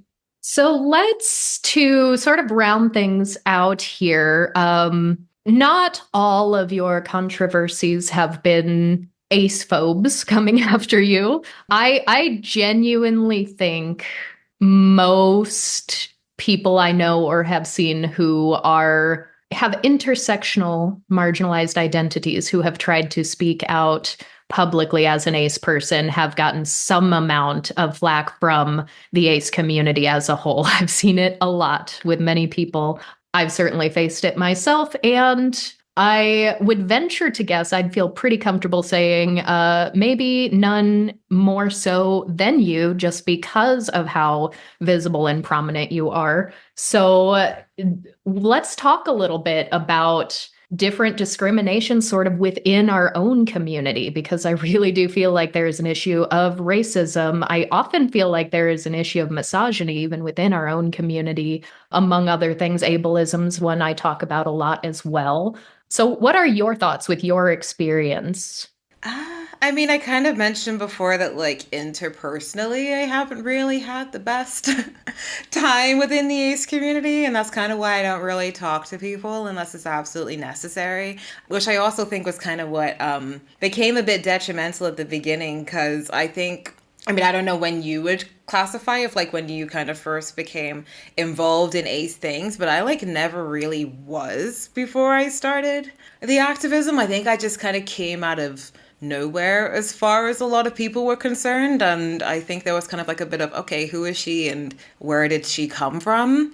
And I think that kind of initially got some people's backs up, but it kind of takes until you do something that they don't like for them to voice all the things that they've been like holding on to deeply from the moment I like first appeared. I mean, I'd always noticed like one of the reasons why I didn't get involved in the ace community initially and why I didn't come out for so long was because I noticed when I would Google asexuality and watch all the YouTubers and read all the blogs or all those things, like I was only seeing like one demographic of person, and I felt like that wasn't unintentional. And I kind of questioned how accepted I would be within the community. And then, you know, the kind of activism kind of kicked off, and then people kind of became more aware of me, and I kind of was like, oh my God, people do like me, like what a surprise. And I kind of went into things with like a much more like optimistic perspective and started, you know, I kind of quite quickly joined the board of Avon and kind of like, you know, I was doing other podcasts and other things with different aces, and it was all going like pretty well. And I knew from the beginning that like the way the public, the non-ace public perceived me was harsh. But I kind of was like, well, at least, you know, the ace community, like they're very accepting. Until I phrased one tweet wrong once. And let me say, the cross came out, so did the nails, and they were ready to hang me up and crucify me right then and there. And I was like, oh my God. Like, it was like I feel like I could do like the most minor things, and it was and people were like, you know what, I never liked her, and this, and then it's like all this stuff kind of happened, and I was like, this is crazy. People that I liked or thought I was friendly with, like people just turn on me so quickly, and people, like I was having other activists being like, oh yeah, Yasmin said she was going to hunt me down. Yasmin's very aggressive. Yasmin's going to attack me. And I'm like, I don't even know you. Like, what are we, how are we saying this? People were like, yeah, I believe that. She does seem like the type to be aggressive. And I'm like, okay, this is getting very weird. And it was kind of like, I would say, like, I guess probably like 2019, I think, was kind of when that started happening. And I feel like it kind of almost directly coincided with me almost getting more attention from outside of the community. I think that some people kind of held a bit of distaste towards that. I think, and I mean, this isn't a theory. Like, I know David J, like, we're friendly, but I remember we were talking, we were doing a thing for, like, I don't know, Ace History Day or something, and we were talking about how he started in activism. And his, like, he didn't fall into it as such. He was very much, like, chosen for it. Like, the ACE community said, you're the right person to do this because you're, like, the most palatable person for the audience and, I guess, for the community. And I'm literally, I couldn't be more different. I think demographically speaking to David J, so I guess it was only a matter of time before people were like, you know what? I don't relate. I don't like her. Why is she the one? And that kind of started popping up in everything. Like, when I was on the board of AVEN, to this day, I have people being like, well, why her? What did she even do? Like, out of all the board members, why is she on the board? And it's like, I feel like I have enough credentials, but okay. So yeah, I kind of noticed that. Like, I've always joked that someone could literally say, Yasmin eats babies, and guaranteed there would be a group of asexual people that are like, I feel like she's the type. She gives that. I think she does eat babies, and I'm upset. And that's kind of like the thing where I realized that, like, I don't know, people could say the wildest, but I guess most stereotypical things, and people just bought it, and people were very ready to kind of come for the jugular with me. And it made me very quick. Well, actually, the first time that started happening, I forgave people. And then the second time it started happening, I was like, okay, I'm not talking to anyone anymore. Been down this road before. Yeah, it's interesting because I feel like my first attempt to, like, I had been out in my real life. People around me knew I'd done some things locally, but my first attempt to say, like, yeah, let's actually try speaking out a little more broadly, a little more publicly, online, wider audience and all that. I feel like people immediately came for my jugular and nobody knew who I was yet. I was just a random person with hardly any following at that time. And I was like, what the hell is going on? Because I suspected that I would get hate from outside of the community. That I was like, I can handle that. No problem. But then just brand new emerging all of a sudden, everyone seemingly, at least in my little corner of the internet at the time, was slamming me. I was like, what did I do? I don't understand. And since then, part of me wanted to just not do this work anymore. This was well before we started the podcast. I was like, I'm just not even going to mention it online anymore. I'm just gonna, which is funny because it's kind of the opposite of most ace people. I know most ace people are like, I'm very out online, but no one in my real life knows. I was exactly the opposite. And I was like, maybe that just needs to be me. Maybe I'll just be the real life ace that some people know, and that'll be good enough for me. But I have tried to sort of work with some more actual ace people since, because I thought, well, maybe if they know me, maybe this won't happen. It won't feel like just a random person who's popping up and talking. Maybe we can work together. And maybe that was a bit naive, because some admittedly have been much better, but some I've just felt very, very unwelcome. Either you don't get a seat at the table, or you do, but we're gonna keep an eye on you and we seem a little suspicious of you, and it just doesn't feel very welcoming. And then there's like the social media cold war of like all the big ace accounts, like all the big ace Twitter accounts. At least like 2 years ago, there was like an ace Twitter where you knew who the ace accounts were, basically. And it's like some of them knew each other, some of them didn't know each other, some were completely one-off and didn't talk to anybody else. And then others, it's like, I kind of feel like they hate me, and I don't know why, because I've never spoken to them. So it's been very, very odd, and I've actually found it very difficult to work with other ACEs and ACE organizations that I, save for the ones that I already developed like a personal friendship with. I feel like that's kind of the only way I've seen anything sort of work is I had a personal friendship with this ACE person and we collaborated on an idea. But other than that, it's like, and I've kind of said this before, but maybe it's worth warranting going into some more detail. Rice is agender. Most people refer to Rice with they, them pronouns or no pronouns. And we've talked a lot about gender queerness and various things that a lot of people in the community have resonated with, but Royce is white. Royce is autistic, but is able-bodied, and I am very disabled. But being assigned male at birth, there is a perception of gender that I think a lot of people do have, even the ones who really get it. And I have never been taken more seriously, whether I was on my own or trying to work with other ACEs, than I was when I started a podcast with my white abled spouse that a lot of people perceive to be a man. Now I can say the same things I've been saying for years, and more people listen to me. And that is just because Royce is in the room. And it's strange because I feel like, within the ACE community, like they can spot ace phobia from a mile off. Like the slightest little thing, like everyone is on it. Everyone is so attuned to certain types of discrimination. Other types is like absolutely like nothing. Like it goes right over their heads. Even when I've like explained it to people, they can't get it. And I'm like, that exact same energy you have for this thing, just keep it. But they really don't. And it has kind of meant that, like, I mean, as I said, I've always kind of had like a bit of a lone wolf approach anyway. Like just like in life, it's kind of my approach to my work. It's easier when there's less cooks in the kitchen. I could just be like, surprise, I did a thing. But yeah, it's like, it makes it like, I think especially last year, I was so anxious around anything ACE related. And that's very counterproductive given the job. I mean, to this day, like if anything pops up on my feed, I mute it. Like when you were talking about BoJack Horseman and how you're watching it just cause, and then an ACE storyline popped up, for me, I would have stopped watching it when that happened. I would have been like, nope. Like I'm not like, in my personal time. Not in my. We'll save that for time. Work. Not in my personal time. It's like I just like muted everything. I like ignored everything. And whenever I had to do anything and like ACE people would be there, I was so uncomfortable.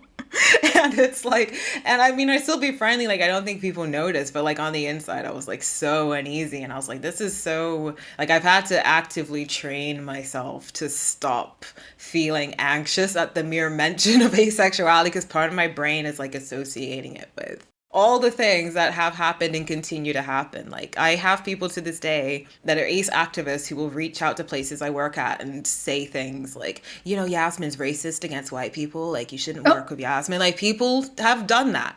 And people will message me and be like, no one actually likes you. All the ACE activists talk about you. And I'm like, okay, some of this might be true. I don't know what to do with that. So it does kind of make you uneasy, I'd say.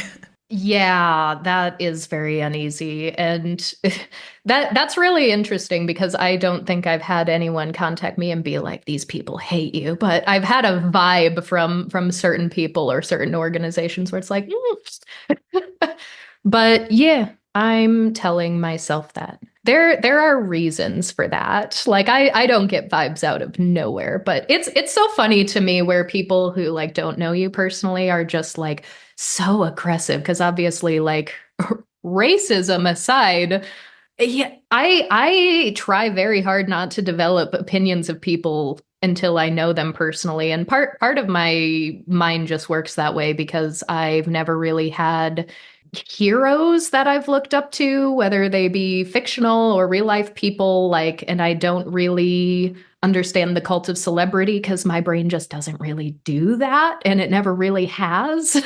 So I don't understand it. There's something parasocial about it, even if it's hatred instead of admiration. There's still something parasocial where someone is telling themselves that they know more about you than they think they do.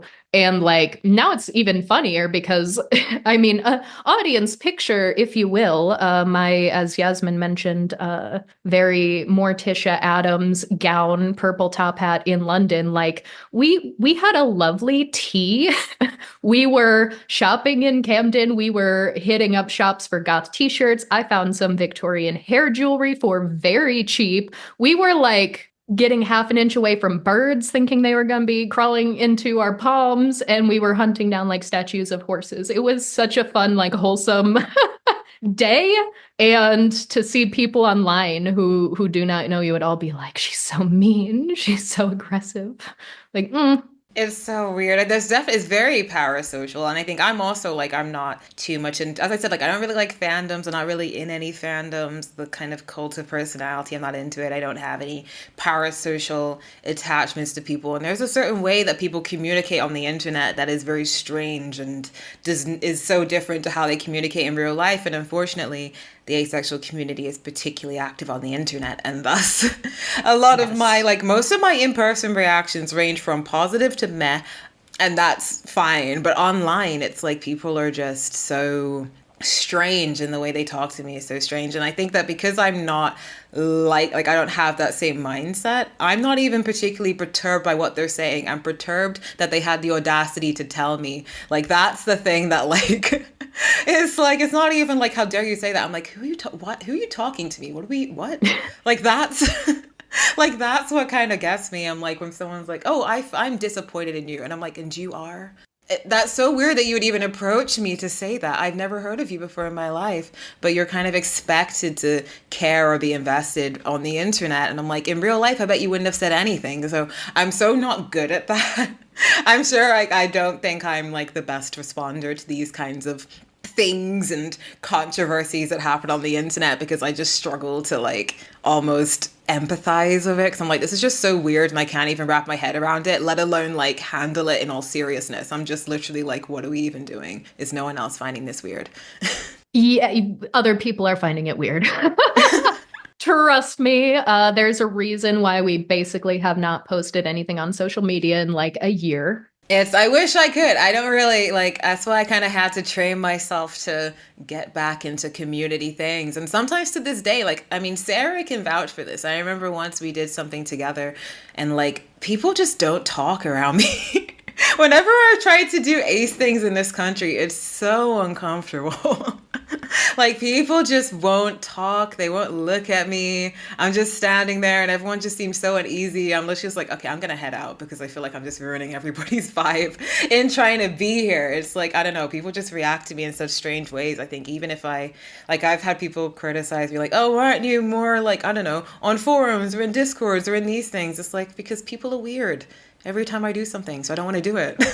Because people are weird. Yeah, there is something interesting. And let me ask you this, because as you pointed out, the ACE community is very, very online. We congregate online a lot more often than we congregate in real life. And online can be very, very toxic.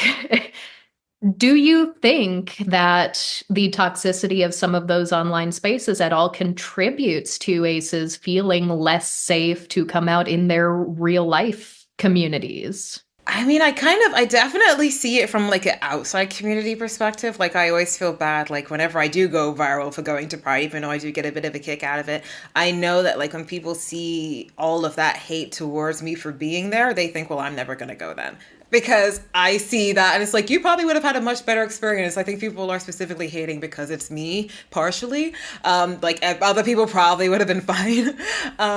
But yeah, I do feel like that kind of thing makes a difference. And I think that, I mean, I can only really speak for myself in terms of like, I know that it's made me not want to do things so much. I don't know what impact it would kind of have on other people, because I don't go on the forums and stuff anymore. I try not to pay any attention to it, but I know that for me, it definitely made me not want to do things. And, you know, when you get one message saying, hey, you know, everybody, like, people don't like you, it makes you paranoid when you then go into spaces, because you're like, well, who here posted that or that? Because like, I think the ace community also, it's so small, really, in a sense. Like, I feel like there's only like maybe like 2 degrees of separation between Most people, especially in the UK, like most people know each other to an extent, or at least probably even live somewhat in proximity because everyone's always in like London or in the South. And England's small. You can get from one side of it to the other pretty fast. Yeah. So when things go down, it has a big kind of knock-on effect because it's like the community's too small for me to have this paranoia. Yeah, it is interesting too, because it is very small just in general, like the ACE accounts that people might know and follow, the ACE people, the prominent figures. It has seemed maybe a little less so now than in the past, but at various times it has seemed very, very concentrated in the UK from like an outside of the UK perspective. Are you aware of that? Have you also seen that or heard that from others? Yeah, people are always like, oh, it seems like there's a lot going on in the UK. But I think, in the US is probably a lot more spread out. The UK is not that big. Most of our LGBT stuff is in London or Manchester or Brighton and like that's. And they're all driving distance from each other. So it is quite small. And that's kind of why, like, when things happen online and Americans get involved and I tell them, please don't, because you're thinking this is an online thing. It's not as online as you think it is. These things have real life ramifications. People really know each other. And these things mean that I can't now, the ACE conference is coming up. Can I go? Like there are things that happen that it's like, I don't know, it's very small here. And people really do know each other. And even like, on the AVEN board, like some of them are, like three of them are American. So it's like, I think the activist is very small. Very small, yes. And that's something that I think a lot of just casual participants in or observers of the ACE community who haven't really locked into like the activism or the public educator sphere, but do sort of watch all or a lot of us. I don't think a lot of people are aware that there have been genuine safety concerns for some of us at various times. Like everyone sees like the online drama portion of it. That's what people see. But especially in the UK where things are close, people are real. They are actually showing up to events. And then I've since nearly the start of our podcast, we've had a couple certain people who have exhibited like genuine stalking behaviors toward me. That's the funny thing too, when I say I've never been taken more seriously than when Royce is just sitting next to me. If anyone has any gripe with our podcast or anything we say, it's me.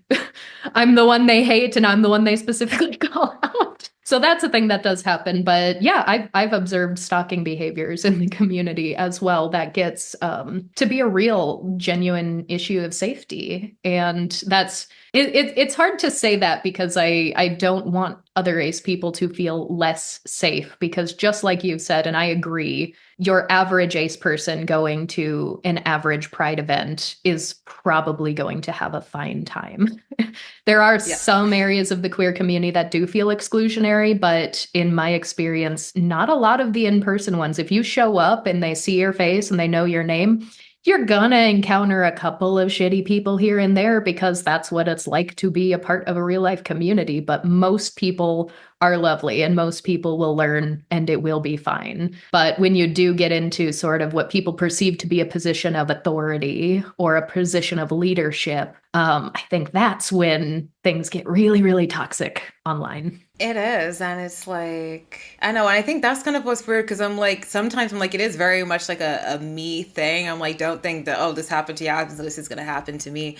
But it's also sometimes I'm like, some things are so specific to me that I'm like, it's not even like, oh, well, it's criticism or, oh, this person doesn't like me or whatever. I'm like, could we just apply the same energy to everybody else? Like, why is it just, why are we like lying and waiting for me to do something we don't like? Or why are we like kicking up all of this drama because of me when this person's saying the exact same thing and no one's saying anything? Or this person did this, which seems kind of crazy, but no one notices. Or I'm like, I'll say something and no one will believe me. And then someone else will say it. And then all of a sudden it's true. And I'm like, okay, like if we're gonna keep that energy, just like do it for everybody is what I find strange. But, and I think, it was in 2019, I think, when I kind of noticed that everyone's justification for harassing me was pretty much like, oh, but you're like a leader, you're a community leader, you're a this, you're that. It's like, I just graduated. Like, I don't know what the hell you're talking about.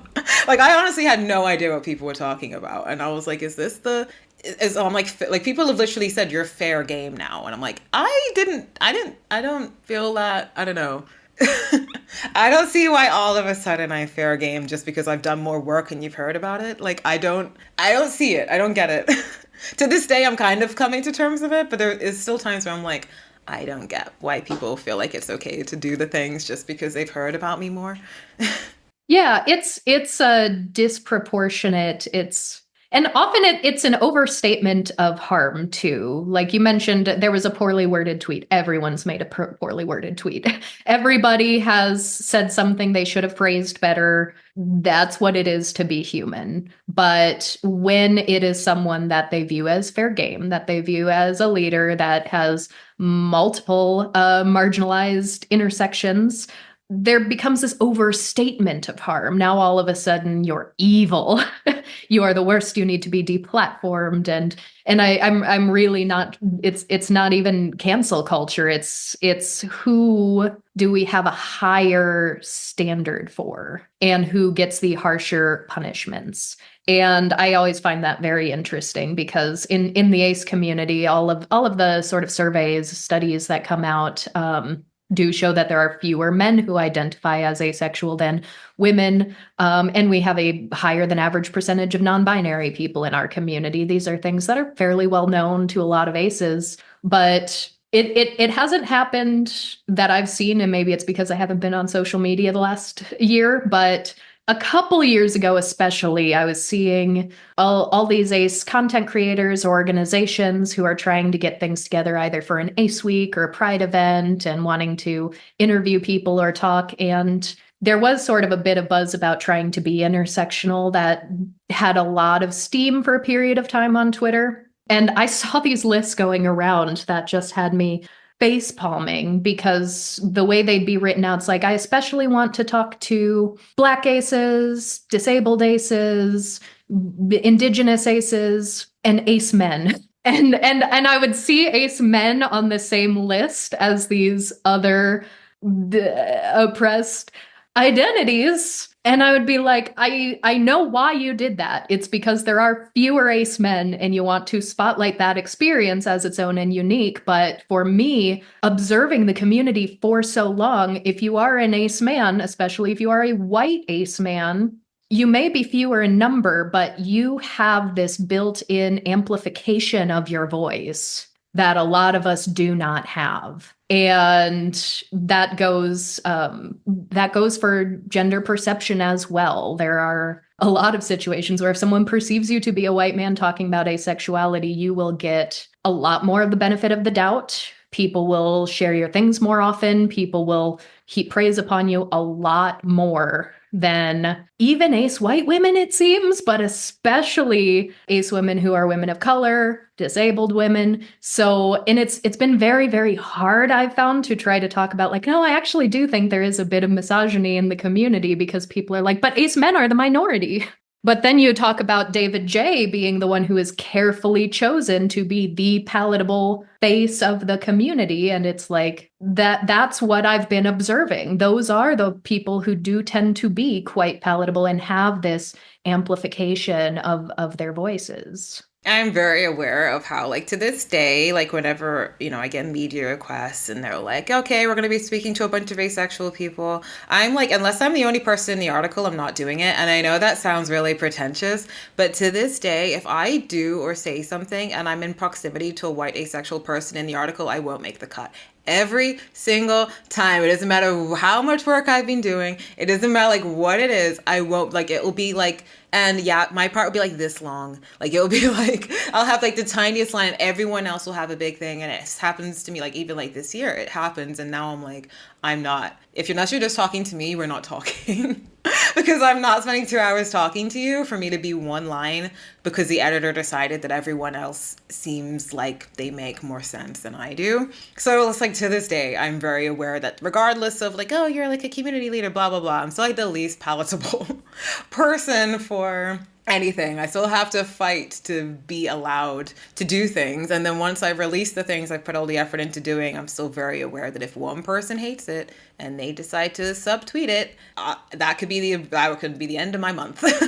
Yeah, and there's no good answer for it, but that does it. I am so curious. Those articles you mentioned, is that someone who did listen to all voices and just took the white voices more seriously, or was this someone who already talked to all the white voices and was like, "Ooh, we should get a person of color in there. Just slide it in real quick." Like, it's not good either way. But if that is a pattern that you've seen multiple times, that is very damning. I do. Like, now you said that, I'm like, oh, duh, that's probably what it is. I probably was the afterthought. They probably had the article written and then they just did that to say that they had done it. Because I was always like, what is the point of talking to me if you were just going to do that? But yeah, I probably was just thrown in there at the last minute because they realized. And that's why I'm like, I don't know, like I understand like internet perception. They're like, oh, well, you know, everyone's always going to Yasmin or I'm always hearing about her. It's like, from my perspective, I don't know. It's not quite the same. Absolutely. Well, I think that is about all of our time for today, but you have a rather exciting announcement for our listeners. Yeah, I have some new research coming out this January, hopefully the 20th of January. And so I will be back here and we're going to be talking some more. We got a two-parter, right? Yasmin will return. Yes, we thought it would be so fun because we've been wanting to sit down and talk about this Ace in the UK report for a while.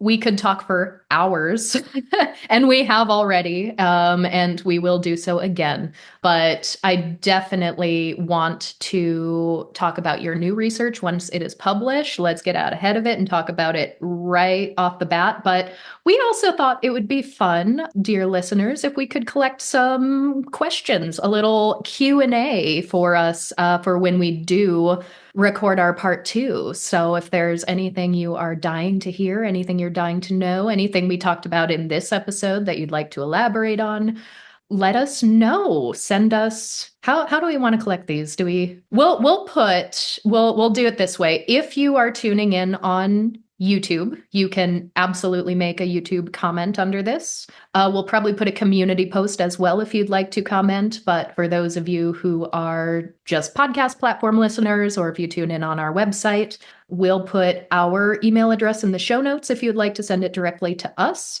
And then, Yasmin, if you want to put something out on social media, perhaps. Yes, just make sure the questions are interesting, please. Like, none of the basics, none of the when did you realize you're asexual? Like, think outside the box. Let's get creative. If you ask us something that we have answered a million times, we might just ignore it. But yes, interesting questions. Let's dig deep. And please keep in mind that I said that I don't watch TV shows, so don't ask me about an Ace character on a TV show and what I thought of it, because I haven't watched it, and I haven't read it, and I haven't played the video game, so don't ask me those ones.